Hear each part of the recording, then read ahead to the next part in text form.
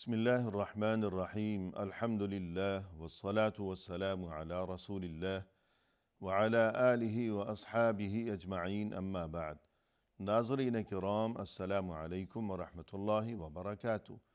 مسلمان کے شب و روز کے عنوان سے اس پروگرام کے ہمراہ ہم آپ کی خدمت میں حاضر ہیں۔ آج کی اس ملاقات میں ہمارا موضوع گفتگو ہے شفاعت، یعنی قیامت کے دن شفاعت برحق ہے۔ قرآن و حدیث سے یہ چیز ثابت ہے، اور اس سلسلے میں کچھ تفصیلات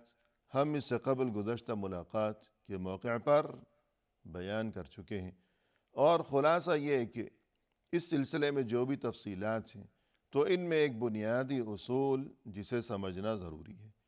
کہ اللہ کے سامنے قیامت کے دن صرف وہی شفاعت کر سکے گا جسے اللہ کی طرف سے شفاعت کی اجازت عطا کی جائے گی۔ اللہ کی اجازت کے بغیر کوئی شفاعت نہیں کر سکے گا، یعنی شافع، شفاعت کرنے والا وہی ہوگا جسے اللہ کی طرف سے شفاعت کی اجازت دی جائے گی۔ اور دوسری بات یہ ہے کہ یہ صرف اسی کی شفاعت کر سکے گا کہ جس کی شفاعت کی اسے اللہ کی طرف سے اجازت دی جائے گی۔ رسول اللہ صلی اللہ علیہ وسلم و دیگر انبیاء کرام علیہم السلام اور بہت سے اہل ایمان، ان سبھی کو قیامت کے دن شفاعت کی اجازت دی جائے گی اور ان کی شفاعت کو قبول کیا جائے گا۔ اس سلسلے میں ہم اس سے قبل مفصل گفتگو کر چکے ہیں۔ مزید یہ کہ قیامت کے دن اللہ کی طرف سے فرشتوں کو بھی شفاعت کی اجازت دی جائے گی۔ فرشتے بھی شفاعت کریں گے، جیسا کہ قرآن کریم میں اللہ سبحانہ وتعالی کا ارشاد ہے۔ فرمایا کہ وَكَم مِّن مَّلَكٍ فِي السَّمَاوَاتِ لَا تُغْنِي شَفَاعَتُهُمْ شَيْئًا إِلَّا مِن بَعْدِ أَن يَأْذَنَ اللَّهُ لِمَن يَشَاءُ وَيَرْضَىٰ۔ آسمانوں میں کتنے ہی فرشتے ہیں کہ ان کی شفاعت کسی کام آنے والی نہیں ہے جب تک کہ اللہ کی اجازت حاصل نہ ہو جائے، اور یہ کہ ان کی شفاعت صرف اسی کے کام آ سکے گی کہ جس کے لیے شفاعت خود اللہ کو پسند ہوگی۔ یعنی وہی دو اصول یہاں بھی کار فرما ہے کہ فرشتے جو شفاعت کریں گے، پہلی بات تو یہ ہے کہ الا من بعد ان یأذن اللہ کی اجازت کے بعد ہی فرشتے شفاعت کر سکیں گے، ورنہ نہیں۔ اور دوسری بات یہ کہ جو مشفوع ہے کہ جس کے لیے شفاعت کریں گے فرشتے، تو وہ بھی جس کسی کے لیے اللہ کو منظور ہوگی شفاعت، تو فرشتے صرف اسی کی شفاعت کر سکیں گے۔ الغرض اس آیت سے یہ بات تو واضح ہو گئی کہ فرشتے بھی شفاعت کریں گے۔ ہاں، البتہ وہ اصول یہاں بھی کار فرما ہے کہ اللہ کی طرف سے اجازت کے بعد ہی شفاعت کر سکیں گے،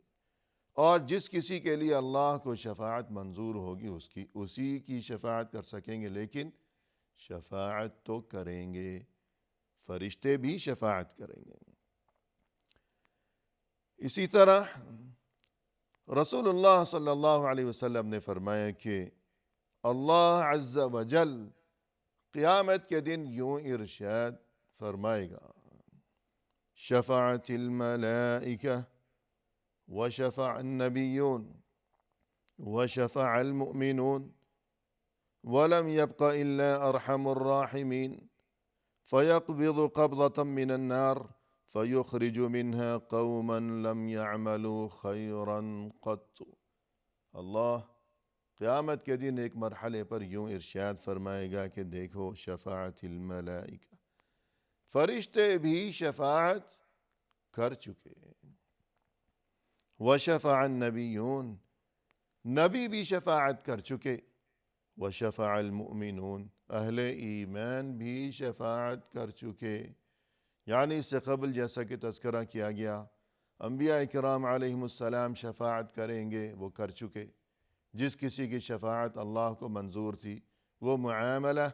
اب مکمل ہو چکا۔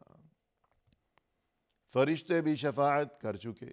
جس کسی کے لیے اللہ کو شفاعت منظور تھی وہ معاملہ مکمل ہو چکا، وہ دروازہ بند ہو چکا۔ اہل ایمان بھی شفاعت کر چکے، یعنی سبھی کر چکے، اب باقی کیا رہا ہے؟ تو اللہ خود فرمائے گا وَلَمْ يَبْقَ إِلَّا أَرْحَمُ الرَّاحِمِينَ، اب تو بس ارحم الراحمین ہی کا کام باقی رہ گیا ہے۔ تمام مہربانوں سے بڑھ کر زیادہ مہربان اللہ سبحانہ وتعالی کہ جس کسی نے شفاعت کرنی تھی وہ تو کر چکا، اب تو اللہ ہی باقی رہ گیا، اللہ ارحم الراحمین۔ اب یہ کہ دنیا دیکھ لے اپنی آنکھوں سے اللہ کی رحمتوں کے یہ نظارے کہ اللہ کس قدر مہربان ہے، کس قدر ارحم الراحمین ہے۔ اب صرف وہی رہ گیا ہے باقی، اور یہ کہ سبھی تو شفاعت کر چکے ہیں۔ اب دنیا دیکھے ارحم الراحمین کی رحمتوں کے مناظر، پھر کیا ہوگا؟ فَيَقْبِضُ قَبْضَةً مِّنَ النَّارِ، تب اللہ یہ کہتے ہوئے کہ اب تو صرف اللہ ہی رہ گیا ہے ارحم الراحمین، اللہ اپنی مٹھی جہنم میں ڈالے گا۔ کیسے ڈالے گا؟ اور اللہ کی مٹھی، اللہ کا ہاتھ کیسا ہے یہ اللہ ہی بہتر جانے۔ یہ بات ہمیں بتائی گئی اور ہم نے دل و جان سے اس پر ایمان قبول کیا۔ اللہ اپنی مٹھی جہنم میں ڈالے گا، فَيُخْرِجُ مِنْهَا قَوْمًا لَمْ يَعْمَلُوا خَيْرًا قَطُّ، تب اللہ اپنی مٹھی وہاں جہنم میں آگ میں ڈال کر ایسے لوگوں کو نکالے گا کہ جنہوں نے کبھی زندگی بھر کوئی ایک اچھا کام نہیں کیا ہوگا۔ تمام زندگی انہوں نے کبھی کوئی ایک بھی اچھا کام نہیں کیا ہوگا۔ ہاں وہ اہل ایمان ہیں، لیکن یہ کہ تمام زندگی میں انہوں نے کبھی کوئی ایک بھی اچھا کام نہیں کیا، تو اس قسم کے لوگوں کو اللہ مٹھی بھر کر جہنم سے نکال لے گا اور آخر جنت میں پہنچا دے گا۔ صحیح مسلم حدیث نمبر ہے 183۔ اور اسی طرح ناظرین کرام، جو کوئی حافظ قرآن ہے اسے بھی شفاعت کی اجازت اللہ کی طرف سے مرحمت فرمائی جائے گی۔ رسول اللہ صلی اللہ علیہ وسلم نے ارشاد فرمایا کہ من قرأ القرآن فاستظهره فأحل حلاله وحرم حرامه أدخله الله به الجنة وشفعه في 10 من أهل بيته كلهم قد وجبت لهم النار، رواہ الترمذی۔ فرمایا رسول اللہ صلی اللہ علیہ وسلم نے، جس کسی نے قرآن پڑھا اور زبانی یاد کیا، حفظ کیا قرآن کریم، پھر مزید یہ کہ جس چیز کو قرآن میں حلال قرار دیا گیا ہے اسے اس نے حلال ہی سمجھا، اور جس چیز کو قرآن میں حرام قرار دیا گیا ہے اس نے اسے حرام ہی سمجھا۔ یعنی قرآن میں اللہ سبحانہ وتعالی کی طرف سے جو احکام ہیں ان احکام کے مطابق وہ عمل بھی کرتا رہا، کہ قرآن پڑھا، اسے حفظ بھی کیا زبانی، پھر قرآن کی پاکیزہ تعلیمات کے مطابق عمل بھی کرتا رہا،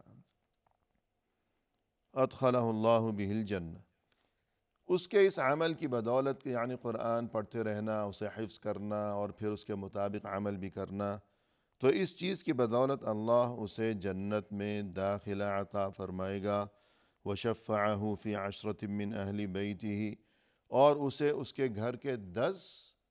افراد کے بارے میں شفاعت کی اجازت دی جائے گی اللہ کی طرف سے۔ کلہم قد وجبت لہم النار، حالانکہ یہ 10 افراد اس کے گھر والے ایسے ہوں گے کہ جن کے لیے جہنم واجب ہو چکی تھی، کہ وہ جہنمی۔ فیصلہ ہو چکا تھا اللہ کی طرف سے کہ یہ جہنمی ہیں، مگر اس کے باوجود یہ جو حافظ قرآن ہے اسے اللہ کی طرف سے اجازت دی جائے گی کہ یہ ایسے 10 افراد کے بارے میں شفاعت کرے گا، اور اس کے بعد وہ لوگ ایسے والدین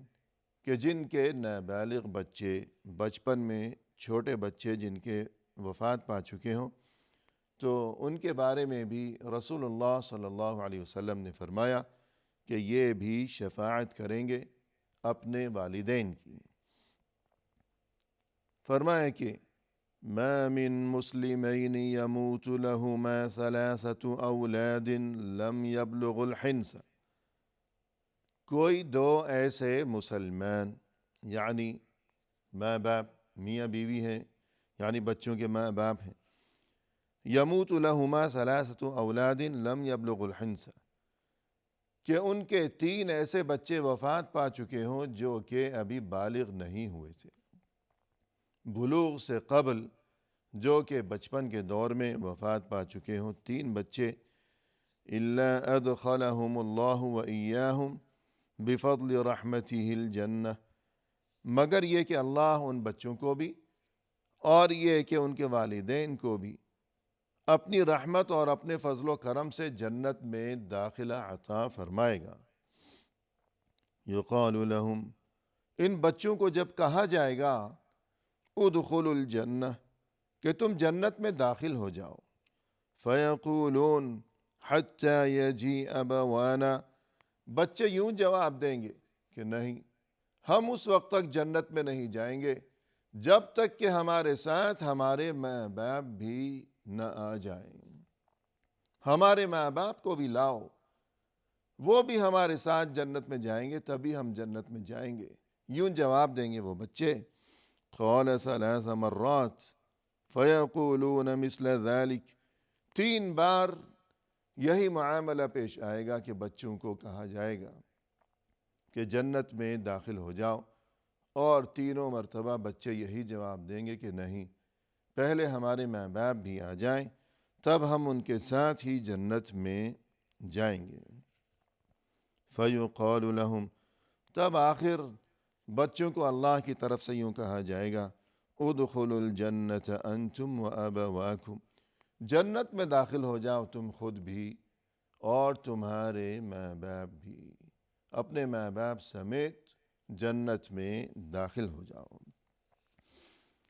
الغرض ایسے مسلمان جن کے 3 بچے بلوغ سے قبل بچپن کے دور میں وفات پا چکے ہوں، تو ان کے بارے میں بھی یہ تذکرہ ہے کہ اس قسم کے بچے اپنے ماں باپ کے بارے میں شفاعت کریں گے اللہ کی اجازت سے۔ یہ حدیث مسند امام احمد میں ہے، 10,630 اس کا نمبر ہے۔ اور اس کے بعد ناظرین ہمیں یہ بات بھی معلوم ہونی چاہیے کہ یہ تذکرہ تو ہم کر چکے کہ قیامت کے دن اللہ کے سامنے وہ کون ہوں گے جنہیں شفاعت کی اجازت دی جائے گی، کہ رسول اللہ صلی اللہ علیہ وسلم اور انبیاء کرام علیہم السلام، اور یہ کہ اہل ایمان، اور یہ کہ فرشتے، اور اہل ایمان میں سے مثلا حافظ قرآن، اور یہ کہ بچپن میں فوت ہو جانے والے بچے۔ اب مزید یہ کہ کچھ اسباب شفاعت، یعنی کچھ ایسے اعمال ہیں کہ جن کے بارے میں ہمیں یہ خبر دی گئی ہے کہ جو کوئی اس قسم کے اعمال کی پابندی کرے گا اپنی دنیا کی اس چند روزہ عارضی و فانی زندگی میں، تو یہ اعمال انشاءاللہ قیامت کے دن اس کے لیے اللہ کے سامنے شفاعت کریں گے۔ تو ان میں سب سے پہلی چیز ہے تلاوت قرآن۔ رسول اللہ صلی اللہ علیہ وسلم نے ارشاد فرمایا اقرأوا القرآن فإنه يأتي يوم القیامہ شفیعا لأصحابہ، تم قرآن پڑھتے رہا کرو کیونکہ یہ قرآن قیامت کے دن اپنے ساتھیوں کے لیے شفیع، یعنی شفاعت کرنے والا بن کر آئے گا۔ یہ حدیث مسلم میں ہے 804، یعنی قرآن کریم کی زیادہ سے زیادہ تلاوت کی جائے، کیونکہ یہ قرآن قیامت کے دن اپنے پڑھنے والوں کے لیے اللہ کے سامنے شفاعت کرے گا اور اس کی شفاعت کو قبول کیا جائے گا۔ اسی طرح فرمایا رسول اللہ صلی اللہ علیہ وسلم نے، الصیام والقرآن یشفعان للعبد یوم القیامہ، روزے اور قرآن یہ دونوں چیزیں انسان کے لیے قیامت کے دن شفاعت کریں گی۔ یقول الصیام ای ربی منعته الطعام والشہوات بالنہار فشفعنی فیہ، روزہ یوں کہے گا کہ اے میرے رب، میں نے اسے دن بھر کھانے پینے سے اور یہ کہ جو اس کی پسند کی چیزیں ہیں یعنی شہوتیں، دلی خواہشات، ان کی تکمیل سے اسے روکے رکھا، لہذا یا اللہ تو اس کے بارے میں میری شفاعت کو قبول فرما۔ روزے یوں کہیں گے، وَيَقُولُ الْقُرْآنُ مَنَعْتُهُ النَّوْمَ بِاللَّيْلِ فَشَفِّعْنِي فِيهِ، قرآن یوں کہے گا کہ یا اللہ میں نے اسے نیند سے روکے رکھا، یعنی رات کے وقت تہجد اور تلاوت قرآن کا یہ اہتمام کیا جاتا تھا، لہذا یا اللہ تو اس کے بارے میں میری شفاعت قبول فرما۔ فَيُشَفَّعَانِ، تب ان دونوں یعنی روزہ اور قرآن، ان دونوں کی شفاعت کو اللہ کے ہاں قبول کیا جائے گا۔ مسند امام احمد میں یہ حدیث ہے 6626۔ اور اسی طرح ناظرین کرام، رسول اللہ صلی اللہ علیہ وسلم نے ایک بات یہ بھی ارشاد فرمائی، لا يصبر على لأواء المدینہ وشدتها احد من امتی الا كنت له شفیعا یوم القیامہ، میری امت میں سے جو کوئی بھی مدینہ میں قیام کی خاطر تکلیفوں کو اور مشکلات کو برداشت کرے گا، صبر سے کام لے گا، یعنی رسول اللہ صلی اللہ علیہ وسلم کے لیے چونکہ دل میں محبت ہے، عقیدت ہے، لہذا آپ صلی اللہ علیہ وسلم کا جو شہر ہے مدینہ منورہ، اس کے لیے بھی دل میں محبت و عقیدت کی وجہ سے جو کوئی وہاں قیام کرے گا، صرف اس وجہ سے کہ یہ رسول صلی اللہ علیہ وسلم کا یہ مقدس شہر ہے، اور اس مقصد کے لیے یعنی وہاں قیام کرتے ہوئے اسے اگر کچھ پریشانیوں کا سامنا ہو،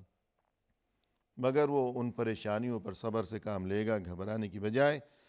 تو فرمایا رسول صلی اللہ علیہ وسلم نے کہ میں اس کے لیے قیامت کے دن شفاعت کروں گا۔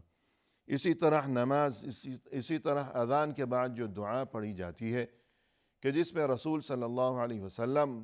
کے لیے وسیلہ کی دعا بھی کی جاتی ہے کہ آتی محمدً الوسیلہ، یا اللہ تو محمد صلی اللہ علیہ وسلم کو وسیلہ عطا فرما۔ وسیلہ ایک خاص مقام ہے جو کہ رسول صلی اللہ علیہ وسلم کو عطا کیا جائے گا، ایک بلند ترین مقام ہے، اور آپ صلی اللہ علیہ وسلم نے فرمایا کہ مجھے امید ہے کہ وہ مجھے ہی عطا کیا جائے گا۔ تو جو کوئی ہر اذان کے بعد یہ دعا پڑھے گا کہ جس میں وسیلہ کا تذکرہ ہے، تو رسول صلی اللہ علیہ وسلم کی طرف سے خوشخبری ہے کہ میں قیامت کے دن اس کے لیے بھی اللہ کے سامنے شفاعت کروں گا۔ اللہ ہم سبھی کو رسول صلی اللہ علیہ وسلم کی شفاعت کی نعمت سے سرفراز فرمائے۔ اسی کے ساتھ ناظرین اجازت دیجیے، فی امان اللہ، وآخر دعوانا ان الحمد للہ رب العالمین۔